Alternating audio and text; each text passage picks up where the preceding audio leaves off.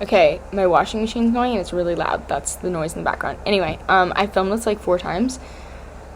Okay, I'm Emma Creech. The question is, how has this module impacted your understanding of the teaching profession and things I've learned? So the main thing I learned was academic freedom. In class, we discussed academic freedom, and I thought that it was a student's freedom to pretty much self-govern is how I would describe it, is like the student can decide they're going to pass and they're going to work for it and they're going to work hard to be successful students, or they're going to decide to not and they're going to fail and they're going to party and have fun or just not pay attention and do other things.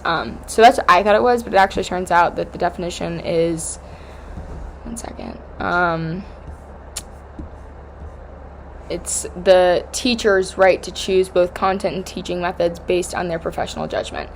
So the way I interpret that is that teachers can teach what fits their class best. So teachers, if their students are really into dinosaurs, if that's what they really like, then when they're teaching literature, they can use books about dinosaurs, or when they're teaching math problems, they can incorporate dinosaurs into that. They don't have to go through a set curriculum of things they have to learn and books they have to read and stuff like that. The teacher can incorporate what they want and what the class will be most interested in. And the second thing with that is I also think that could damage students, because teachers could abuse that and make influence children politically, or just be poor influences and expose them to things they shouldn't expose them to under academic freedom. They could use that as their safety blanket. So yeah, and that's a big thing for me, that I don't want my children to be exposed to things they shouldn't be exposed to at a young age, but I worry that teachers could do that with the cover of academic freedom. The chain of command, that's another thing that I was like, whoa, that's crazy. I had no idea how many people are above a principal.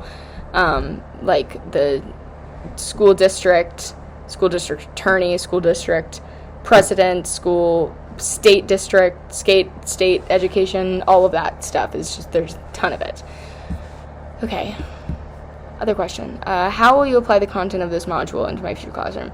I'll definitely take advantage of the freedom, not in a bad way. I will figure out what my kids are interested in, what they care about, whether that be dinosaurs or race cars or stuff like that, and I'll incorporate that into the classroom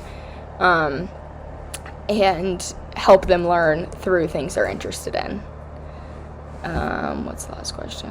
What other questions do I have about this module? This module is very self-explanatory, but I'll keep talking about the chain of command when I am teaching. When I'm a teacher, I will definitely take advantage of the chain of command, because I feel like sometimes just going to the principal, you don't really get what you need. But if you go to someone higher up, not going above your principal's head, but some things they just can't handle, or they need to go higher up but they don't want to do it, kind of thing. I've seen that happen in schools.